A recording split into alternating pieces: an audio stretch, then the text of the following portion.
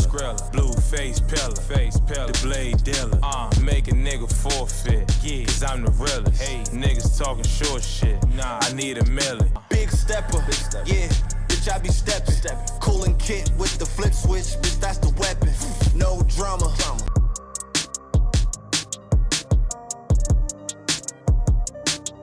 Welcome to New York Giants Full Access. Nice legend, bring them sounds in one time. I'm hard, and we got you. And that's it, man. Go purchase Big Pat Sports Talk merch and support the family, man. And welcome to Big Pat Sports Talk. Thank you for your support. What's going on, YouTube, Instagram, Twitter, all platforms? And welcome to another episode of New York Giants Full Access with your boy Big Pat Sports Talk. And you know what today's subject is. Episode 1. Giants hard knocks all season. And there was a couple of interesting things in this actual video. So I'm going to talk about this subject in this video. It's probably going to be a 3-part series for episode 1 because we have to wait a week for the next episode. But in this episode, let's talk about the whole Daniel Jones and Saquon Barkley dynamic with Joe Schoen. Now, there's a lot of people on Twitter and everything that are going to come for Joe Schoen and say that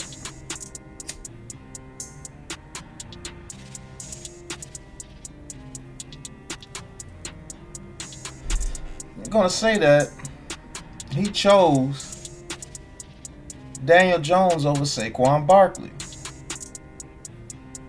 And when you really listen to and really looked at the episode, not to be against Joe Schoen or against anybody or against Saquon Barkley or Daniel Jones, when you really look at it, I wouldn't fully say that he chose Daniel Jones over Saquon Barkley. I think Joe Schoen did what a lot of us have been saying this whole time. And I had to smoke a black on this one because this episode was very interesting. It's way more interesting than I thought it would be. But you can say that he chose Daniel Jones over Saquon Barkley just a little bit because of when it came to positional value. Now, we all know what positional value means to organizations. It means a lot because it means money being allocated to certain positions, and when you allocate money to other positions, certain positions are going to lack. So, what I've been saying all offseason with Saquon Barkley was that they chose to fix the offensive line with that $12 million rather than just give it to Saquon Barkley, who is an aging back. Now, was that the right decision? We will see. We will see if that was the right decision. Because with those funds that they allocated from Saquon Barkley, because obviously they weren't going to pay the $12 million. So that deal, which I said that they offered Saquon Barkley 2 seasons ago, that deal was off the table. And there may be a little bit of, a little friction between McConnell and Joe Schoen about how to build this team, because the guy said, how do we move forward without Saquon? We lose explosiveness, we lose our best player, we lose touchdowns. And so he asked Joe Schoen, okay, what's the plan if you let go of Saquon Barkley? Which is a legit question to ask. That's an absolute fact. If you lose your best player, who are you going to get?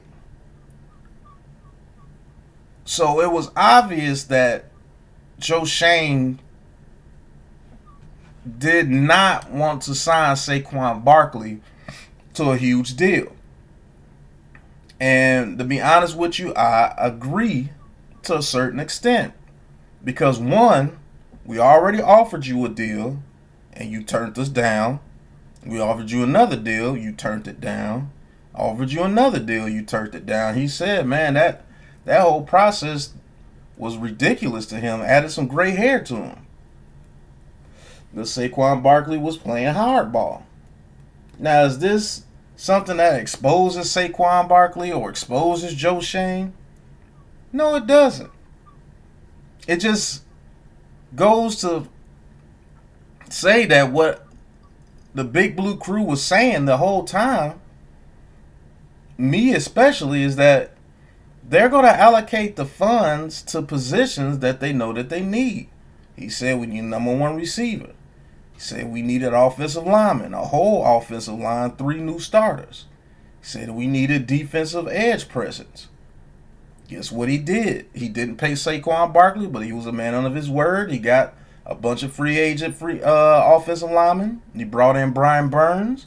He brought in Malik Neighbors. So he chose that over signing Saquon Barkley, which I agree with. You know what I'm saying? Like, looking at this episode, it was so cool because some of the things that they were doing and some of the things that we do right here on the Big Blue Crew Sports Network, how we talk. Some of those guys were saying some of the same things that we say. And this is not a toot my own horn type thing, even though most people will do that if you want to be negative towards me. I understand, but this was eye-opening to me because I know I can do this. The little guy that was doing all the free agents and everything, I was doing that the whole offseason. I'm doing it now for next offseason and the next draft. So that was very exciting to me and very informative to know that, hey, look, I want to be a scout, and that's some of the things that they do. Some of the things that I do is what they do, which is dope. I love it. But yes, back to the Daniel Jones and Saquon thing. Did they choose Daniel Jones over Saquon? And in the whole scheme of things, yes. He literally said, hey, look, we got a $40 million quarterback. The plan was to give him a couple of years to level his game up. It's been a couple of years. Now they put a offensive line in front of him, hopefully. He did lose Saquon and Waller, but you got Hyatt, you got Wan'Dale Robinson, you got Neighbors, you got Theo Johnson, you got Bellinger, you got Cager, you got Tyrone Tracy, Singletary. So the whole ordeal about this, they're catering to Daniel Jones and they don't do anything to Daniel Jones. They just let him be sorry. No, he said it. Either he's going to shape up this season and turn into what we think he can turn in, or we're going to have to go a different path. That's why he did the contract the way he did it. Basically what he said in the stream, in the Hard Knocks episode. That's what he's saying. Look, we've invested into this guy because we believe in this guy, but we got to put something in front of him. He came out his mouth and said exactly what we've been saying this whole time. He said, man, with that offensive line, you could put Pat Mahomes back there and we weren't going to do nothing. He literally said it out his own mouth, what we've been saying the whole time. You got to have somebody out there for that kid, man. And that's what he did. He said, look, we got this $40 million quarterback. I'd rather lose a running back than lose this quarterback because we can't block for him. So we're going to allocate that $12 million in free agency towards getting Brian Burns, towards getting Runyon, light-skinned Jermaine, the 3 other linemen that they signed. you know, and it's a good idea. I like Saquon Barkley, but we all know that he was pretty much going to Philly. That's what he had in his mind, because we weren't going to offer him that $12 million again. So that came out to be true.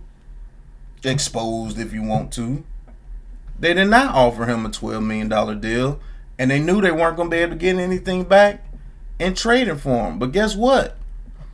They didn't franchise him because they know the value of the running back was down.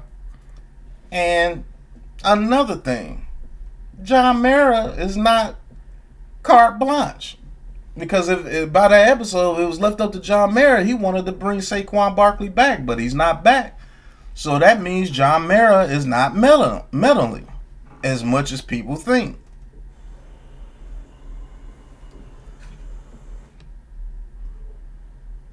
So it was a lot to talk about. It was a lot in this episode. Go check that out, man. That HBO Hard Knocks offseason with the New York Giants. This this is way better than I thought it would be. It's way better than I thought it would be. So things came to the light in the very first episode. So we gonna see. We gonna see more and more into what really went on and what really goes on in this franchise. It seems like McConnell was on the side of Barkley, and it seems like Dabo and Shane have a lot of confidence in Daniel Jones moving forward. But don't get it twisted. This will be Daniel Jones' last season if he doesn't produce. Especially if this offensive line blocks the way they want on the block. See, the Big Blue Crew has been screaming offensive line for like the past 3 to 4 years. Just screaming it. Lives, videos. Go check our file, man. And our organization, the top people in the organization was on the same wavelength. We got to fix this offensive line because he literally said nobody's going to have a chance to do anything with the way this offensive line has been playing.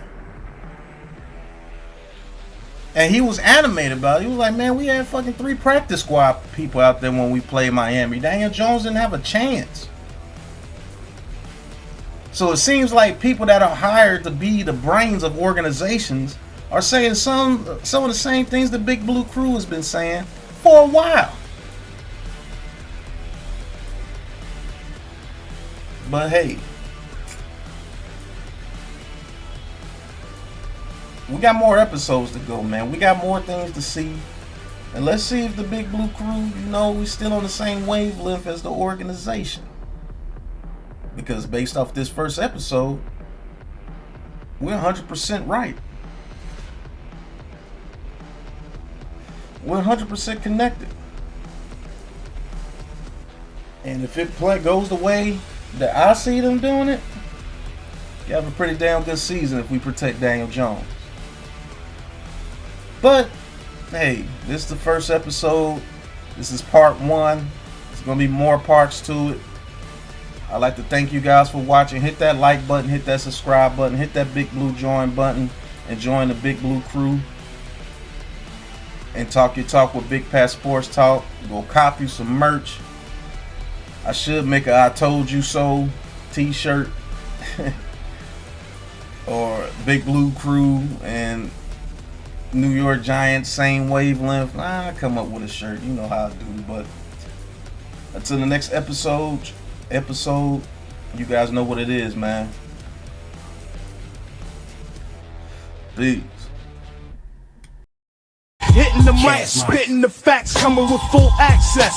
Big Pat in the house with giant tactics. Eli's handoff, rapping the classics. 90s beats, we blast this in New York. Big Blue. Where the G-men roam, Super Bowls in the vault, that's the Empire's home. Red, white, and blue, where the legends are grown. Giants full access, this the zone, got the tone.